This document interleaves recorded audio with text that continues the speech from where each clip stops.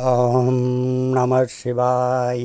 वन्दे देव उमापतिं सुरगुरुं वन्दे जगत्कारणं वन्दे पन्नगभूषणं मृगधरं वन्दे पशूनां पतिं वन्दे शूरशशाङ्कवह्निनयनं वन्दे मुकुन्दप्रियं वन्दे भक्तजनाश्रयं च वरदां वन्दे शिवं शङ्करं।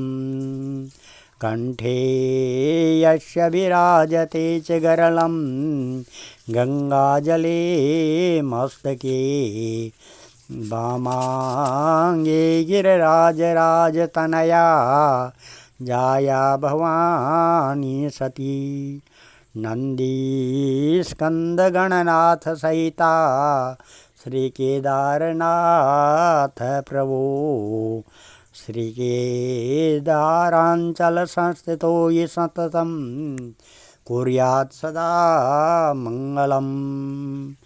ॐ नमः शिवाय। आज हम शिव महापुराण वायव्य संहिता उत्तरखंड के चौथे अध्याय की कथा कहते हैं। कल शिव महापुराण के तृतीय अध्याय में तारकासुर के साथ युद्ध चला था। आज का कुमार कार्तिकेय द्वारा तारकासुर का वध करना। इस प्रकार से ब्रह्मा जी कहते हैं कि जब मैंने इस प्रकार देवताओं को लड़ते देखा तो कुमार के पास जाकर इस प्रकार कहने लगा कि है कुमार, यह दैत्य विष्णु आदि देवताओं के प्रहार से नहीं मरेगा। यह तो सिवाय आपके इस रण क्षेत्र में किसी के हाथ से नहीं मर सकता है। इस दैत्य को मारने के लिए आप जल्दी ही तैयार हो जाओ। है महावीर देवता व्याकुल हो रहे हैं, इनकी रक्षा करो। मेरी वाणी सुनकर कुमार कार्तिकेय ने हंसते हुए तथास्तु कहा और वे कांतिमान होकर अपने रथ से उतरकर पैदल ही तारक की ओर चल पड़े। जब कुमार तारक के निकट पहुँचे तो तारक उनको देखकर इस प्रकार कहने लगा, है डरपोको, अब तुम में कोई बलवान नहीं है जो इस कुमार को मेरे सामने लड़ने के लिए भेज दिया है।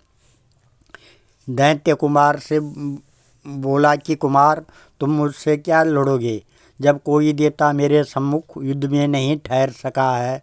तुम्हारी तो अभी अवस्था ही क्या है, तुम अभी लड़ाई से डर कर भाग जाओगे। इससे तो अच्छा है कि तुम मेरे सामने मत आओ। तारक के ऐसे वचन सुन कार्तिकेय कहने लगे कि है दैत्यराज, मैं तुम्हारे लिए ही अवतरित हुआ हूँ। मुझको छोटा जानकर मत आंको, मैं तुम्हारा काल हूँ। विष्णु इंद्र आदि की निंदा के कारण तारक का पुण्य क्षीण हो चुका था। कार्तिकेय भी उससे लड़ने के लिए उद्यत हो गए। तारक भी कार्तिकेय से लड़ने लगा। दोनों ओर ताल बेताल भूत पिशाचों द्वारा घोर युद्ध होने लगा। दोनों एक दूसरे का वध करने की इच्छा से मंत्रों द्वारा घात करने लगे। सब देवता गंधर्व बैठकर उस अद्वितीय संग्राम को देखने लगे। तब कुमार ने अपनी एक शक्ति का प्रयोग तारक के ऊपर किया। इधर तारक ने भी अपनी शक्ति चला दी। दोनों शक्ति एक दूसरे की शक्ति से टकरा गई, जिससे इतना घोर तथा भयंकर शब्द हुआ कि हजारों की तादाद में सुर असुरों के कान के पर्दे फट गए। सैकड़ों केवल डर के कारण अपनी जान को छोड़ बैठ।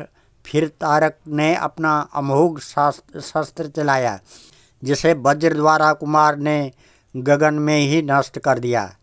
तब तारक ने ब्रह्मास्त्र का प्रयोग कर दिया, जिससे कुमार ने शक्ति द्वारा वापस ब्रह्मा के पास भेज दिया।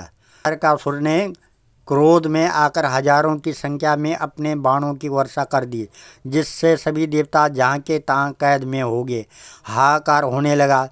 देवताओं को दुखी जानकर कुमार तारक सारे माया रूपी बाणों को अपने एक बाण से ही चूर चूर कर दिया। उस समय तारकासुर ने अति क्रोध कर वायु स्तंभन नामक एक अस्त्र चलाया तो वायु का चलना बंद हो गया, जिससे सभी देवता फिर परेशान हो कांपने लगे। मन में कहने लगे कि इस पापी की माया से कैसे छुटकारा मिले। तब सब देवता कुमार के पास आए और वायु के न चलने के बारे में बतलाया तो कुमार सभी देवताओं को निर्भय कर कहने लगे, अब मैं अवश्य ही तारक का वध कर दूंगा। तब सब चिंता मत करो। तब कुमार ने अपने माता पिता शंकर पार्वती के चरणों में ध्यान लगाकर प्रणाम किया तथा आशीर्वाद लेकर एक बार फिर असुर तारकासुर को मारने के लिए सबसे बड़ी विशाल शक्ति जिसका वार कभी खाली नहीं जाता है, उस शक्ति का प्रयोग किया, जिससे तारकासुर विदीर्ण होकर पृथ्वी पर गिर पड़ा। फिर कुमार ने उस पर कोई वार नहीं किया। तब असुरराज को गिरा देख बाकी सब असुरों को देवताओं ने मार कर भगा दिया। चारों ओर विजय के बाजे बजने लगे। देवताओं में खुशी की लहर फैल गई। आकाश से पुष्प वर्षा होने लगी। त्रिलोकी में सभी प्राणी आनंद में छा गए। कुमार को शिवगण कैलाश पर लेकर पहुँचे तो माँ पार्वती उन्हें अपनी गोद में बिठाकर असीम प्यार करने लगी। शंकर भगवान ने भी प्यार किया। देवताओं और गणों ने मिलकर शंकर जी की स्तुति की। तब सभी देवता प्रणाम कर और आशीर्वाद प्राप्त कर अपने अपने धामों को चले गए। आज हम इस कथा को यहीं पर विराम देते हैं। कल कार्तिकेय द्वारा बाणासुर तथा प्रलंबासुर का वध करना, ये 5वां अध्याय कहेंगे। ॐ नमः वन्दे देव उमापतिं सुरगुरुं वन्दे जगत्कारणं वन्दे पन्नगभूषणं मृगधरं वन्दे पशूनां पतिं वन्दे सूर्यशशाङ्कवह्निनयनं वन्दे मुकुन्दप्रियं वन्दे भक्तजनाश्रयं च परदां वन्दे शिवं शङ्करम्। ॐ नागेन्द्रहाराय त्रिलोचनाय भस्माङ्गरागाय महेश्वराय नित्याय शुद्धाय दिगम्बराय तस्मै नकाराय नमः शिवाय। मंदाकिनी सलिलचन्दनचर्चिताय नन्दीश्वराय प्रमथनाथ महेश्वराय मंदार पुष्प बहुपुष्प सुपूजिताय तस्मै मकाराय नमः शिवाय।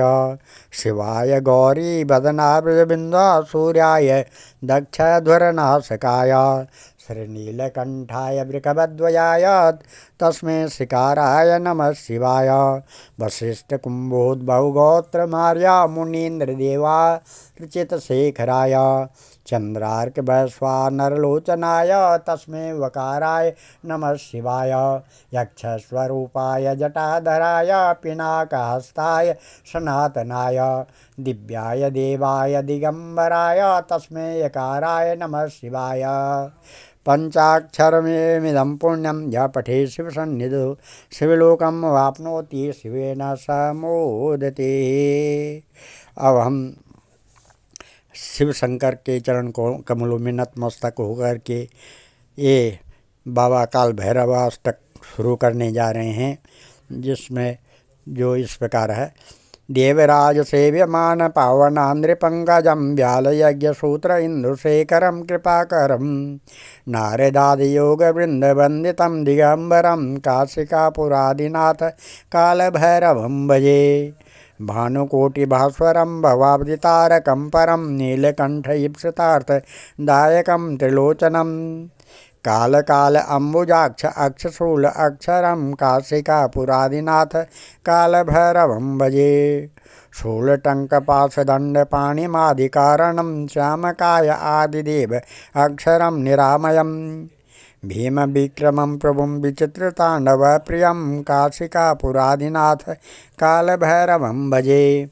भुक्तिमुक्तिदायकं प्रशस्यचारु विग्रहं भक्तवत्सलं स्थितं समस्तलोकविग्रहं विनिक्वणन् मनोज्ञहेमकिङ्कणीलसत्कटिं काशिका पुरादिनाथकालभैरवं भजे।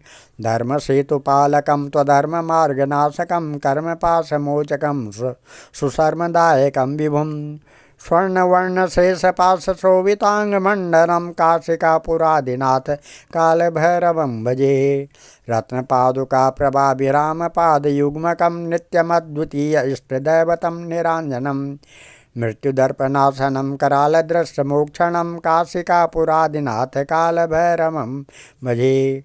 अट्टहासभिन्नपद्मजाण्डकोशसन्ततिं दृष्टिपातनष्टपापजाल उग्रशासनम् अष्टसिद्धिदायकं कपालमालिकन्दरं काशिकापुरादिनाथ कालभैरवं भजे।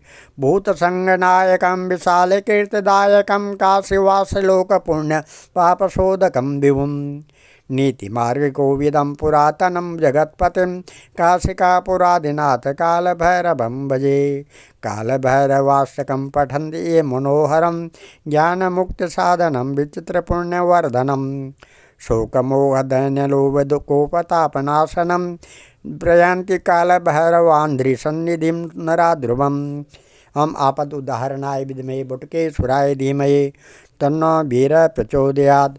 ओम सर्वे भवन्तु सुखिनः, सर्वे सन्तु निरामयाः, सर्वे भद्राणि पश्यन्तु, मा कश्चित् दुःखभाग् भवेत्। ओम धन्यवाद।